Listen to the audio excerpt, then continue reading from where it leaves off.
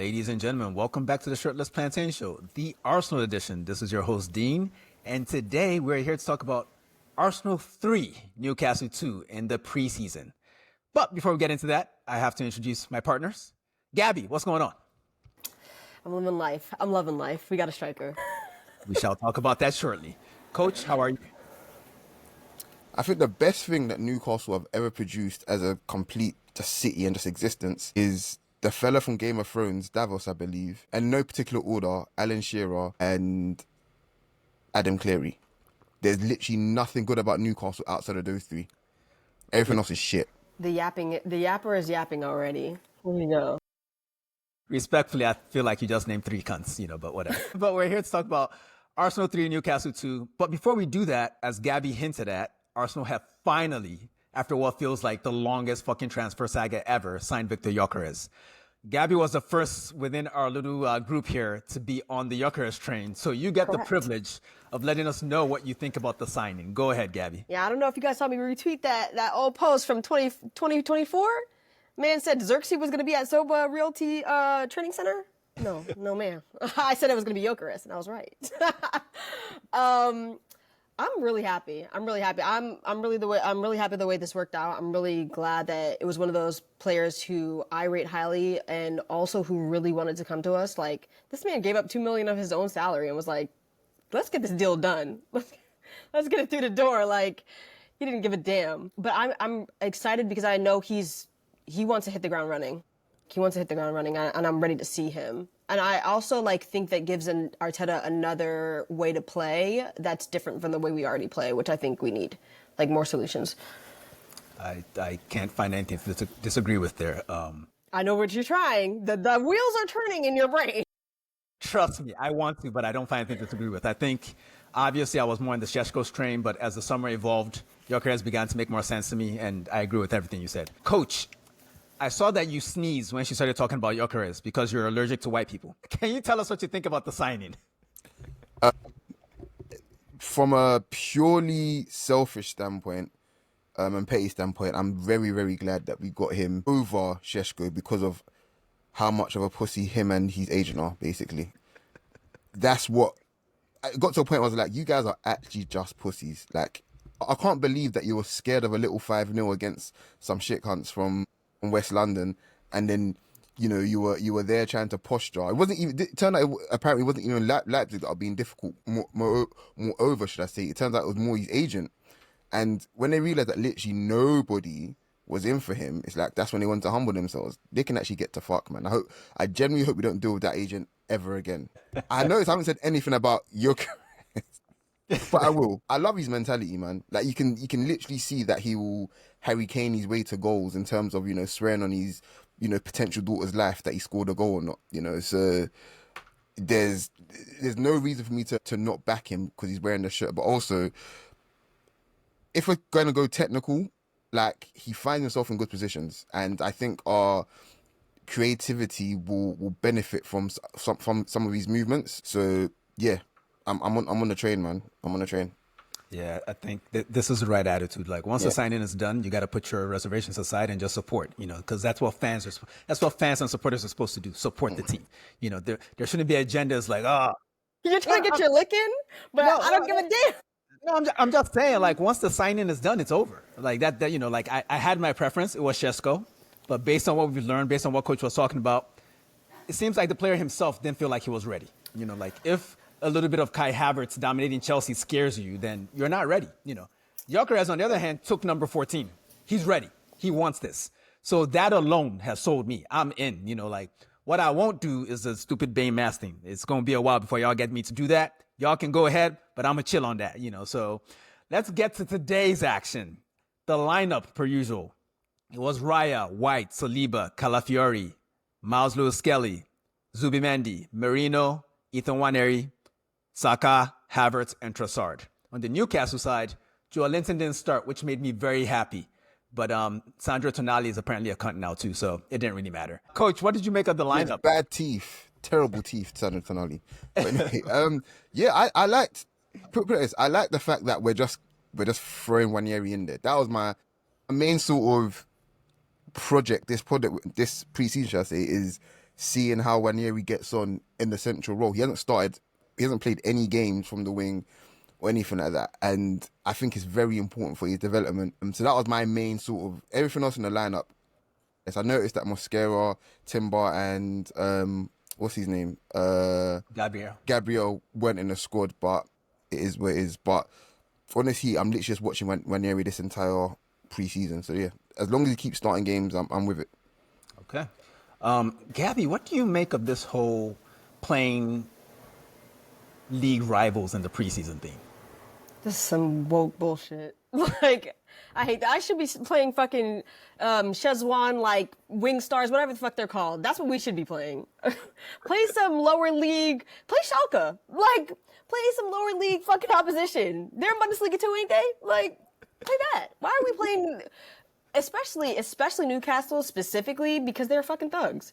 Kicking us. We're already going to play, like, what we played Manchester United last season. We played Liverpool last season. We're playing Tottenham this season in preseason. And I'm like, we already played them twice, if not more, during the season. Why do you also want to play them in preseason? Relax. Rest. Like, everyday tactics. I think a part of it is it's genuinely, for the most part, at least out of the club sense to a certain extent, because these people need to make money. And all due respect, like United yesterday, they got 82,000 in the MetLife Stadium. You're not getting 82,000 in the MetLife Stadium if they're playing, what do you call it? Chicago Fire. I don't know. Like, you're just not going to get that, you know? So there's method to the madness, which is basically greed. But I understand that these people that live in Singapore and whatever else, you're never ever going to get to see, a lot of them probably won't ever get to see a North London derby in London for the most part. So getting one in pre-season is probably as good as it gets for them. So I understand it, don't like it, but I can't knock it. And a lot of people that go out there, that travel from England, it's a great trip as well to see a North London derby abroad as well. So yeah, I feel like I'm down the middle of this, to be honest. Man, all I noticed in that last segment was that there was more stray shots than on the Freddie Gibbs album. Fucking crazy, man. Schalke taking shots. Chicago Fire. God damn, can y'all chill? Damn, we're a peaceful pod. All right, let's talk some football, though. But go on. Arsenal started pretty well in this game. I'm not going to ask Gabby how we started because her answer is always the same. But I thought we started fantastically well. But within 6 minutes, Newcastle had scored a goal with their very first attack. Gabby, what the hell happened on that goal? Anthony Elanga with a scuffed finish over David Raya from the middle of our box. It was disgusting. Say that one more time. You said with their first shot on goal? I'm shocked. Honestly.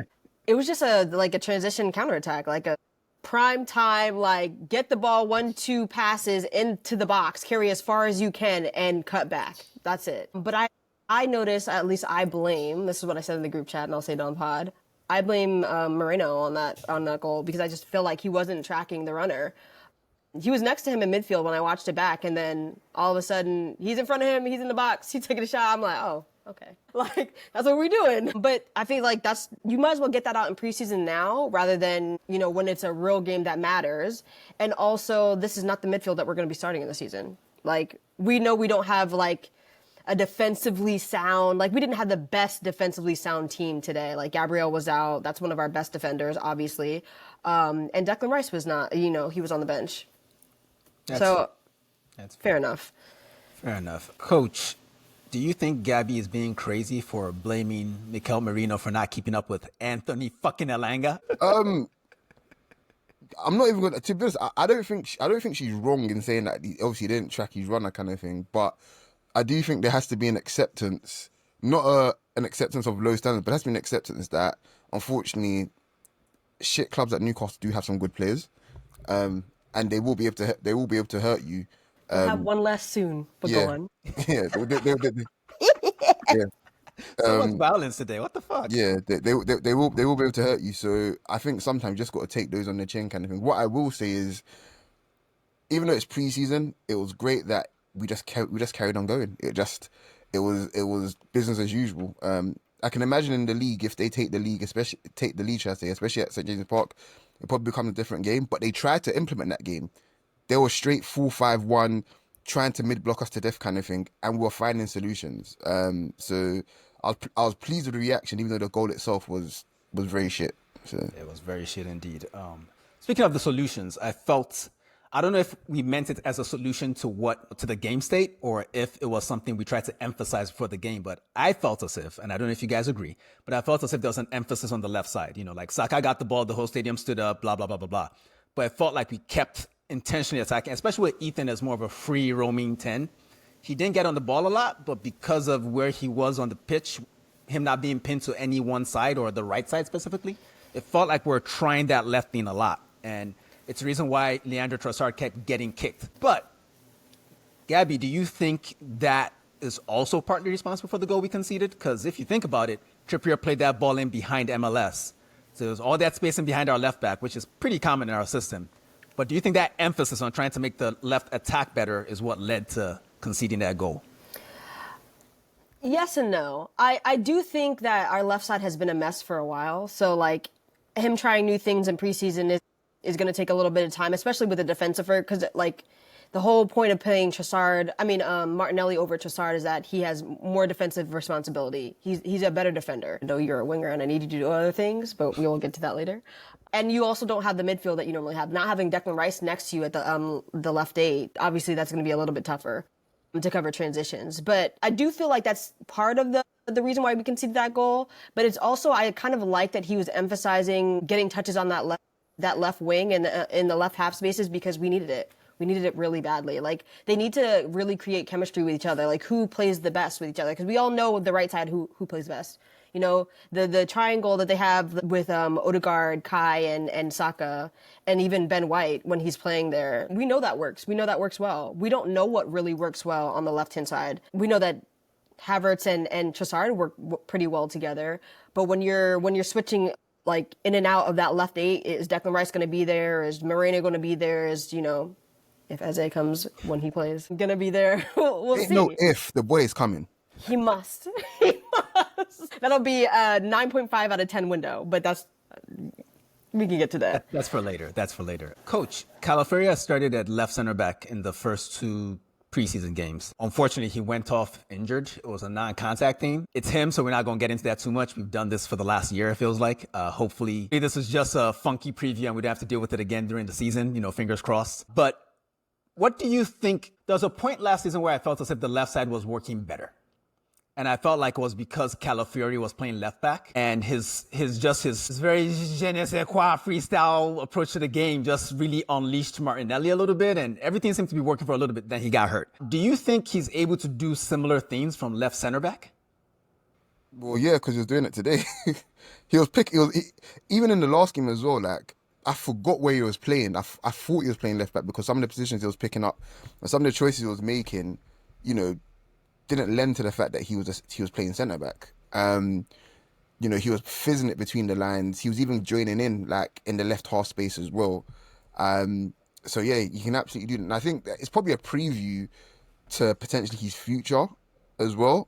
Like, you talk about these generational centre backs, and all of them pretty much are ball playing centre backs. Like, they dictate attacks, as well. So I think we're priming him for that. Obviously, he's good left back as well, but he can absolutely do what he does from centre back for me. Like, there's no question on that at all. Gabby, Calafiori is your boy. Well, it's not even that he's your boy. It's more that he's the prettiest motherfucker in the team. So I know you want to say something. So say Correct. Both things can be true. I find it so hilarious because he was playing center back and the way that he was in the box, like in the opposition's box, I was like, one thing about you, you're going to go more outing forward. He doesn't give a fuck where he's playing. He's going to pretend he's a striker. So him getting that shot away or like getting into the box and then trying to like combine with his teammates, I love that. That's like I think that's one of my favorite things that he brings. When I watch him play, I'm just like, damn, I just want you to stay fit because there was so much noise last season about Calafiori and how good or how bad he is just because he wasn't available. And that was really pissing me off because I'm like, it's so obvious that this guy is so good. He just unfortunately keeps getting injured, which we've said before about my boy, Tadatomiyasu. Yeah, it's a shame. Honestly, I feel as if the 40 we paid for him was probably a little too much given his injury history before we signed him. But he's here now and we got to make it work. But End of the day, if it doesn't work, it's not going to be a Saudi type situation for him. It's going to be like a nice 20 million from like AC Milan someday, but that's a long, long ways away. Let's leave that behind for now. Gabby, I'm going to come back to you. Every time Bukayo Saka touched the ball, the whole stadium stood up. You could hear the crowd go, yes, it's about to happen. He also won man of the match in this game. Do you think that was justified, though? Personally, I think it was Dowman, but that's just me. That he moved me in that little cameo. But I'm not surprised. They said we had to give it to a big name, and if you're going to give it to a big name at Arsenal, it's going to be Bukayo Saka. So fair. I'm okay with that. I mean, this is his team, 100%. Well, here's my real question. How does he look? Because I felt like when he came back last season, yes, he was Saka, but he wasn't quite fit. Does he look fit to you yet? He looks exactly like Odegaard looks. And when I say that, I mean that when they both came back last year, they still didn't look as good as they normally look. And in preseason so far, both of them really look good and fit. They're playing with a lot more emphasis. Like when you trust your body, because I noticed last year with Odegaard, he didn't trust his body as much. A lot of people were asking him to shoot, or why is he taking so many touches? And you can see that ankle wasn't right. At least I could. Some people have agendas, so they're going to say what they're going to say. But Saka as well, especially with his game is so much predicated on his power and his strength. When he's bouncing off of players, that's when he's at his best. When he's going down a little bit more, a lot of people like to say this is like some flopping shit. We both know Bukayo Saka don't flop like that, for real. Right. If he did, we would have got that pin against Bayern. But that's not the point. I feel like when I'm watching them now, I'm like, yeah, you guys look like you trust your bodies. You trust to move in the way that you want to move, take touches, run at players. I'm like, yeah, I'm liking what I'm seeing, fitness wise. I think just generally every player that I've seen pictured at Arsenal this summer, like just random pictures that pop on the timeline and all that, everyone just looks in great shape. I don't know if it's the tans but like I saw a picture of Trossard and this motherfucker's biceps bigger than mine. Yeah, he built it was like. I couldn't believe it. I'm like, what are they feeding these motherfuckers, man? But let's talk a little bit more about what we saw in the game. Newcastle were doing what they were doing. They weren't, I'm not going to say they weren't trying to play football, but they were being a little too physical for a game of this stature, in my opinion. But then again, I'm not really sure you can ask professional footballers to modulate intensity. They're trying to get fit. They're trying to win games regardless. Trossard took a couple of kicks. Saka looked sharp. Havertz did some good work in the box and some crosses, couldn't convert. But then around the 33rd minute, what I call the Kai Havertz section of the game began. And coach, that started with a goal. Marino robbed Bruno G in midfield, which was nice to see because he was falling over for most of the first 30 minutes of the game. I don't know why. He's 6'3", as usual with the fucking bitch. Always falling over. I mean, he'll win the duel, but he's still going to stumble or fall over or some shit. But he won this duel, fed it forward, I believe, to Trossard. Trossard plays it into Kai. Kai lays it off for him. Beautiful finish. What role do you anticipate Marino playing, coach? Because we look at the new configuration of the squad with Zubimendi here now. We know Declan Rice is almost never going to play as a 6 again. He's going to mostly be an 8. Gabby mentioned the fact that we're probably going to try to get Eze before this window is over to make it a 9.5 out of 10 because apparently perfection is beyond Arsenal, according to Gabby. How are we going to use Marino? Is it situations like what we saw today where he's going to start maybe like the game before an important Champions League game? Yeah, I 60 think minutes, then Declan Rice comes in type shit? To me, I think, no disrespect to him, I think if we get Eze, he gets relegated to third choice LCM. Because right now he's the second choice LCM. But Eze comes in, I think he becomes the third choice LCM. And if Eze's playing on the left, then he becomes the second choice LCM kind of thing. So that's where I see him playing. And I think it's good. I'm a huge fan of abundance. So there's nothing wrong with having more than one good player. A lot of people can't comprehend that, but I think have as many good players as possible and figure that shit out later. That's just been my motto from day one. So yeah, I think his role as it stands right now, he's still going to be the standing guy. Like, let's be honest, our first 11. Do you want Marino in our first 11, guys? No. Exactly. He's a good player. He's got good experience. Very, very smart. Really clean technique. He gets about as well, and he's got good relationships. Like, he builds a good relationship with whoever he plays with. So nothing wrong with it. But you're not Declan Rice, so you're not Eze. So that's what it is. On the goal, though, guys, a high turnover. We got a shot off, and it was a goal as well. Can we get a round of applause for that, please, guys? Like, seriously, like, That was incredible. Like, I was like, hold on a second. Zubimendi was there, like, pressing. Like, it happened. It actually happened, guys. We can do it. Yeah, man. All it takes is Gabriel Heinze racially abusing some people, and shit will work out. You know. You talk about violence. Here you go. Almost instantly after that goal, after yet another Newcastle foul, Trossard played a quick free kick down the line to Kai Havertz. He blasted the hardest low cross across goal ever. Alex Murphy, Newcastle's left back for the day. Yeah, left back for the day. Beautiful finish. Own goal. If he doesn't hit it, Saka scores that. So I'm not really mad at the kid. And I thought he looked good in patches, but we're not here to talk about Newcastle players. Sorry, no, he might have looked good, but Saka was cooking the shit out of that boy, man. Oh my God. Hey, man, He was frying. I'm grading him on a curve, okay? All right. He only got lightly fried. It was sunny side up. He didn't get scrambled. How about that? But Gabby, I really want to talk about Kai.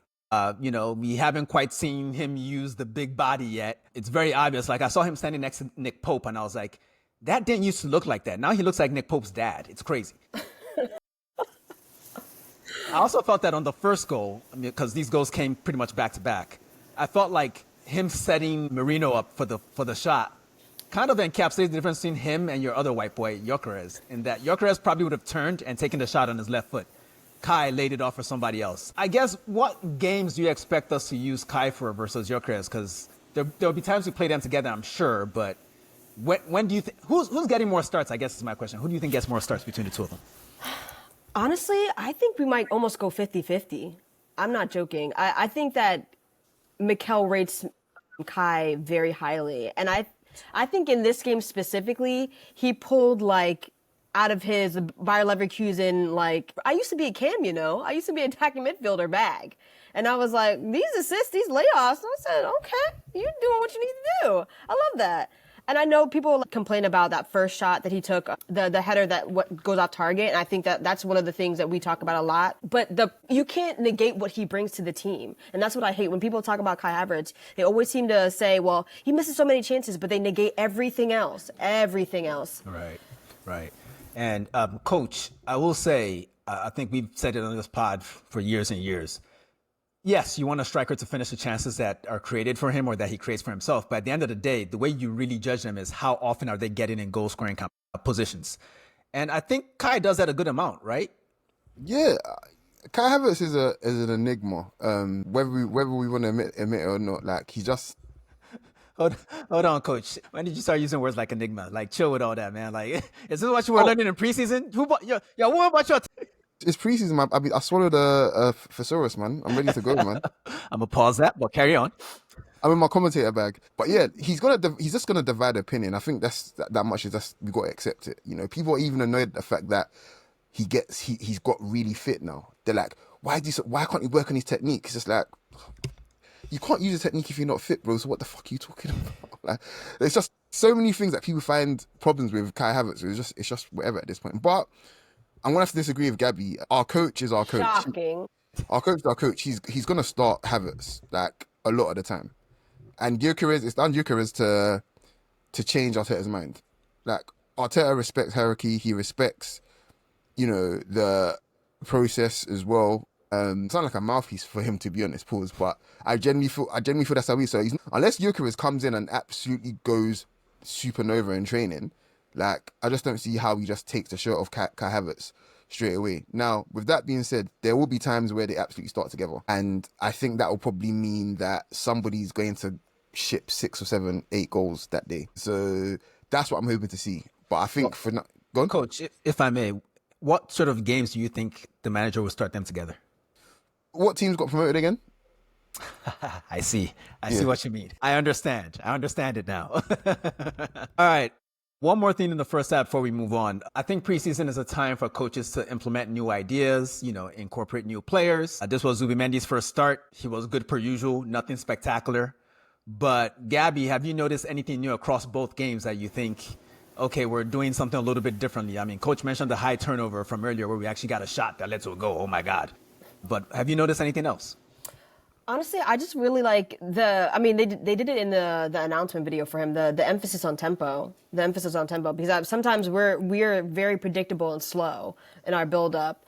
And Zubimendi is very much someone who wants to up the tempo and punch in between the lines. Like left foot, right foot, I'm passing it. Let's go. Like let's run it up. But I feel like I don't want to say like I've noticed too much. It's more about the fact that I feel like we missed a lot of that tempo-ness, like especially because in this game we weren't playing with Declan Rice, and I feel like he has a lot of that carrying ability. And now that Zuby's at the base, I'm like, we're missing that passing, we're missing that, you know, let's move the ball quick, especially when we're not doing on the right hand side. We were emphasis on the left hand side today. I was like, yeah, I like this a lot. I really like the way that we play with him. Obviously, I'm more excited to see him with Declan Rice. Him and Declan Rice together, them covering that defensive ability, covering the transitions and stuff. Yeah, I need to see that. But I'm excited. I'm really excited. A lot of people are talking about how Zubimendi is probably our best signing this summer, or probably our most important. Well, the smart people are. And you know what? I don't necessarily disagree. The only time I might disagree is when we sign Eze. Well, you're ostensibly a smart woman too. I think I agree that I said, to be honest, I was more in the bag of, regardless of who we get this summer, like we've got Zubimendi, so the team's actual quality, like in-game play, will improve. It'll go up, kind of thing. Yeah, we want like finishers, we want like top fours, kind of thing. At least at the least that we can hope for is we'll have a much sort of more consistent build-up, and it'll be harder to stop. And one of the reasons that will be hard to stop that Gabby mentioned is the fact that he's able to just give it to you on either angle. Like he's just going to receive the ball. And pretty much put it like this, there was in both games this week, Zubimendi has got the ball and my eyes were turning for him to go back onto his right foot. I just gave it his left, no problem. And I think that's such a huge thing for us, especially now that we don't have a right-sided bias to play there now, because obviously, you know, Five was always, you know, trying to get it back onto his right-hand side or whatever. And now it's just like, either way, when teams press us now, the options are there. Like you press him on his right, okay, cool, I can just go onto my left and find the pass there, and vice versa as well. And I think the more you're unpredictable, like the gaps will appear. Like teams will gamble and you'll be able to find the gap basically, especially if they don't know what side you're going to go on. So yeah, I'm really pleased with Zubimendi overall. Yeah, pleased, excited, all the fucking adjectives. I can't fucking wait for real games. I can't wait. Halftime happened, and we got the first of several subs, because I think at some point I feel like we had more than 12 subs in the second half, but, you know, I'm not going to get into that. I mean, like, we saw a goalkeeper sub. I'm sure that's like Mikel's like secret fetish right there. Like, ooh, I get to sub a goalkeeper. But the main sub was Odegaard for Ethan. Unfortunately, when that happened, Joe Linton also came on for Bruno G. So I was like, fuck. Somebody getting broken. But the first highlight from the second half was Saka with, I can't really call it an overhead kick, but it was whatever it was nice. And Pope made an even nicer save to keep it out. Go on, coach. I was gonna say, there was a ball, I can't remember who it was from in the first half, where he took it out of the air like Bergkamp and Henry. In the first half, yeah. I think that was a Mendy pass. Yeah, and that's another good sign that he's stretching his body, like he's actually not worried about, what's going to happen if I do this and whatever else. And then the fact that he's done a scissor kick as well, it's like, yeah, he's getting back to peak fitness. Prem's in trouble, man. Inshallah. Yeah. Gabby, we already talked about how Calafiori left the pitch with that non-contact issue. But what do you make of the fact, and Mitch told us not to worry about this on the last episode of this pod, but I'm still a little surprised that Kivior isn't getting those minutes. I mean, he's still getting minutes, but I kind of feel like he was the head Gabriel deputy. Any thoughts on that? No, you kind of have to listen to the white boy on this one. Sorry. I'm not worried about Kivior because Kivior mostly stays fit. I think you have to play Calafiori when he's fit. You just kind of have to, because there's a lot of the time where he's not going to be fit. At least from what we've seen so far. Hopefully, God willing, this season he's fit the whole season, and we just have to rotate around. But when he's available, you play him, and you play him at center back too. I don't want to see him at left back for real. I think that's Miles Lewis-Scully's spot to lose now, and I think he looks so much better at left back. At center back. I think he looks so much better there, like at his actual position, because we both know the one thing that Calafiori doesn't have, he has a lot of tools in his bag. He does not have pace. He does not have pace. I don't want to see him on that left-hand side. Yeah, and interestingly, Gabby, for a guy that's not very pacey, I feel like he moves around a little too much for my liking at center back. I feel like that's why he gets hurt. Yeah, He's constantly running around. I saw him like covering for Saliba. I was like, bro, like, mind your business, okay? That, he got it. Like, you don't need to cover for Saliba. He knows what the fuck he's doing. Like, you chill. Okay. 58th minute, Jacob Murphy had come on at halftime for Newcastle. Like, there's something about Jacob Murphy's whole aura, the way he's so smiley. He seems like a nice guy. I almost feel as if his opponents don't rate him, so they just give him a little too much space, because that's what happened before the goal. I'm not going to blame anyone, but because Marino and Zubimendi were both right there. But they ended up being a detriment because them and a couple other guys behind them blocked Raya's sight, and, a grass cutter went in the net. I'm not too concerned, but Coach, do you have any concerns about the fact that we conceded 2 goals in a preseason game? No, not really. I mean, we were running around with 14-year-olds and shit on the bench. Like, it's just the main thing for me for preseason is it's usually what the coach. It's just a live look at what the coach been working on in the training sessions. Like, they're not really, obviously they're gonna have their base sort of level of expectation in terms of what they want to output, in terms of effort, in terms of the actual play, but there's a lot of ideas flying around. Like, there's a lot of ideas flying around in these preseason games. Even for, a shit club like Newcastle, they're trying shit as well. An example of this, we didn't get to see Maslow Skelly that much on the overlap today, and obviously trying to cross, but you've seen that he's actually trying to improve his crossing, which is, again, something that I mentioned to you in the group chat about how we're going to attack this season, and we absolutely need to be overlapping on both sides, I think. Not all the time, but the option needs to be there from our fullbacks. I think it just adds a whole different dimension. And even if the ball's not going to get to them, hopefully with players like Eze in that space, it can be devastating. So, yeah, I'm not too concerned about that, because I'm pretty sure we're just trying shit, man. Yeah, it's good that you mentioned the Maslow Skelly cross, because he crossed once in this game, which is probably one more time than I've seen him cross the entire time he's played for Arsenal.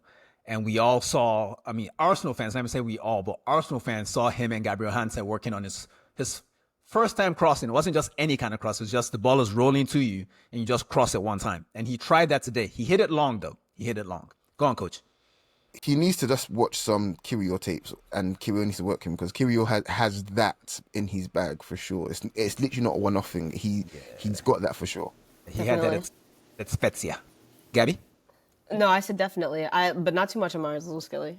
Not too much. Yeah, a young player. It shouldn't be a surprise to anyone that a young player doesn't have everything in his toolkit yet. He's working on some shit.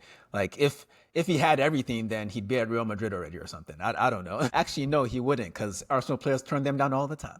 Saliba, we're waiting on you. Subs, Max Dowman. It's time to talk about him, guys. He came on for Osaka in the 60th minute. There were some other substitutions. I think Kepa came on for Raya, but I don't want to talk about that shit. Max came on, and literally the second he touched the ball, shit started happening. His first touch was a run across Newcastle's defense and a shot that Nick Pope had to save for. I believe it went out for a corner. Coach, why won't you let me talk? What you trying to say? So his first touch was actually getting fouled by Joe Linton. There was that too. But what can we say about Joe Linton that we haven't said about Hitler? I don't know. Like, where are we supposed to go with this conversation? Like, we all knew that the minute he saw a teenager on the pitch, he was going to assault that teenager. Unfortunately for Max, it was him. That's why he got embarrassed later, but we'll get to that. Yes. You know what? Let's just make this the Max section. Because I was telling Mitch last time, after we recorded the pod, I was editing the pod before we put it out. And I thought to myself, maybe I did go overboard in praising a 15-year-old that, has more facial hair than me somehow. But I guess it's time to go, guys. Like, I'm sorry. This kid is special. He's just special.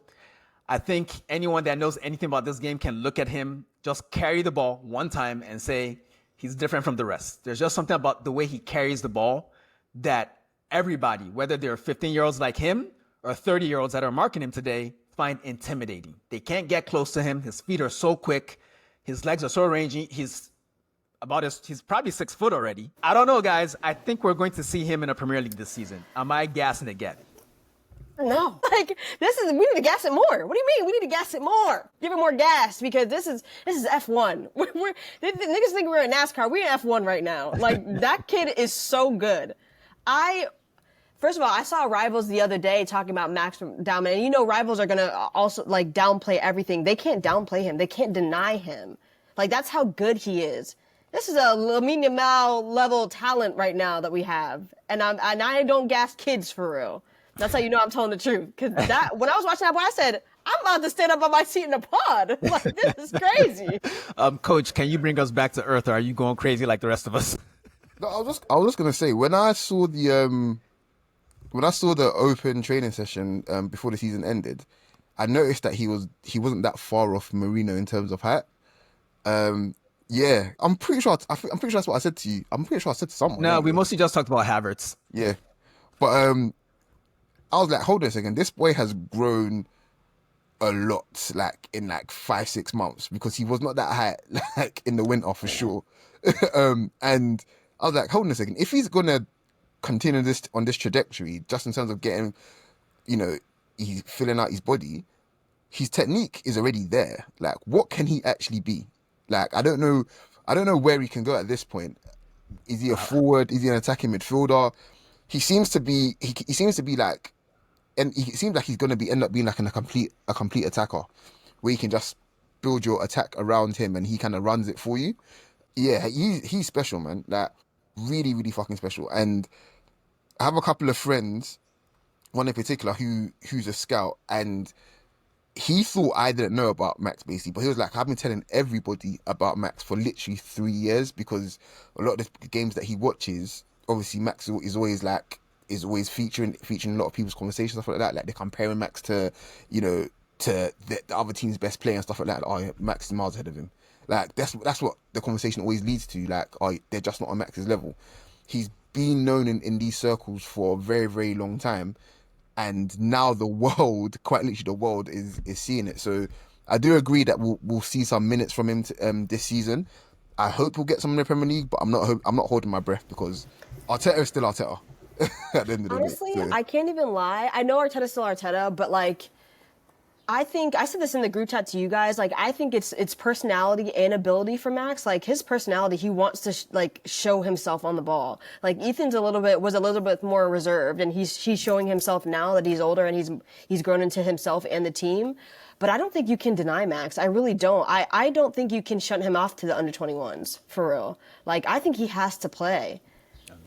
I've been hearing for a while that the first team defenders at Arsenal, who have been training with him for nearly 2 seasons now, have been impressed the entire time. From the minute he showed up, he's been cooking them. Like I've seen some inside training clips where I've seen him hitting grown-ass men with croquetas and shit. Like, the boy is good. I mean, I haven't seen this since Kaká, straight up and down. Like, when I first heard about this boy, like, I think almost 2 years ago now, that's instantly what I thought, and my mind has not changed.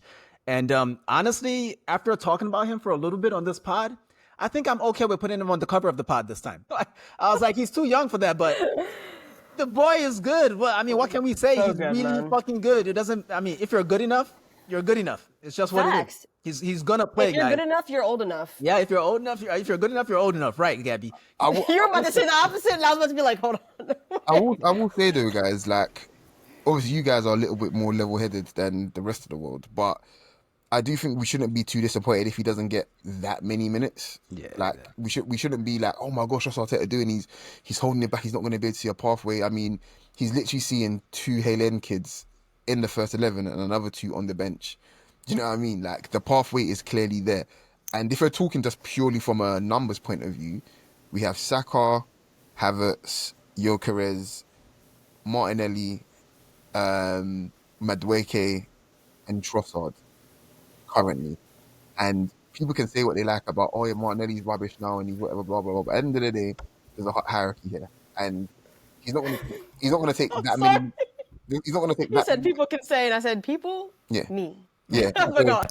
But they can say, honestly, you can say one, but then, Arteta's not going to take minutes off Martinelli or even Trossard, big minutes for Max Dowman. It's not realistic, and I think it's probably unfair on people to expect Max to save our left hand side all of a sudden. Like, he's still a child, guys. Okay, let me put in context. He's only 2 years older than the Nas album Life Is Good. How about that? Let's just pump our brakes a little bit. So. I want to hope that our listeners know who Nas is. They do. God forbid they don't. But I was gonna ask you guys, like, do you see him playing on the left-hand side? Because I kind of see him playing on the right under Saka. I can't lie. I see He's him both playing footed, so anywhere he it don't wants. matter. Him and Ethan That's are fair. those multi-functional attackers that, like Coach said a little earlier, you can run your attack through these players. Just put them on the field. He's good enough that he's going to force his way onto the pitch. If anything, and this is early, and I was wilding up with Mitch last pod, but if anything, my concern is really about the captain because it's a bunch of young motherfuckers coming for his neck. Thankfully, That's good. I think he'll raise his level. Yes, it's going to force everyone to raise their levels, but I think the one thing you know for a fact is that young attackers, no matter how good they are, they're attackers. Attackers do not want to defend.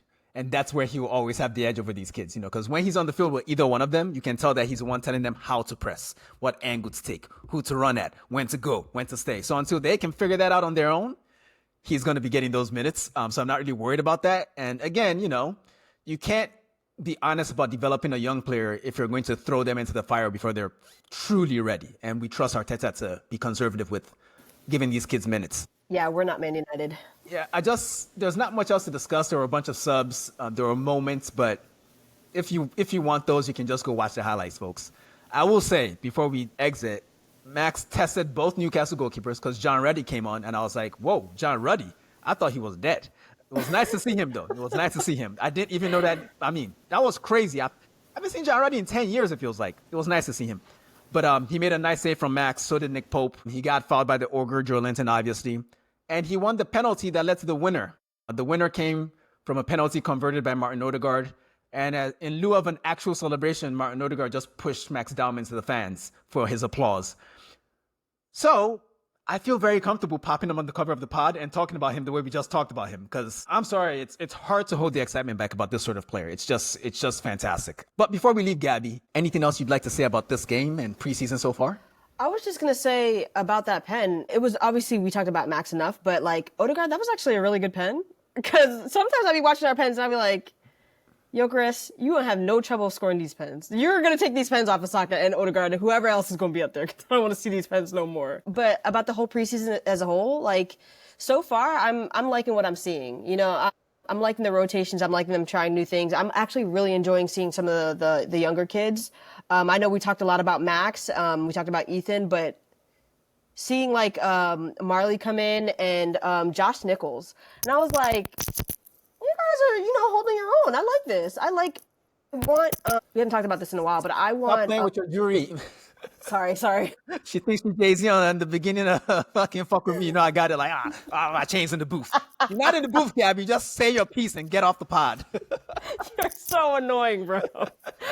I was gonna say I want the way that people view like Cobham and what's it called? What's the Man United one? Carrington. Yeah. I want our academy to be viewed like that. Like I want our academy like players to be viewed very well, especially not and I'm not just talking about in the market, like when we go to sell, because not everybody's going to be a star at Arsenal, but just for the fact that like these players that are coming up, we have some really good players, and I felt like we have been letting players go too early who have not been getting chances like in the first team, like getting a run out or something like that, like getting a look in. And I'm like, I like that a lot of these players are coming in and playing with the first team now. And even if they don't get too many more minutes, I feel like Arteta trusts them or looks at them and like, I see something in you that we can develop. Love that. Coach, Per Mertesacker is doing a great job. Thoughts? Yeah, he did a great job. And Arsenal's academy is viewed very, very highly, like, incredibly highly, to be honest. There was a period where it was just, to be frank, it was just Chelsea. I want to say in like the mid 2010s, from about 2012, 2013, I want to say right up until around 2017/18, I want to say.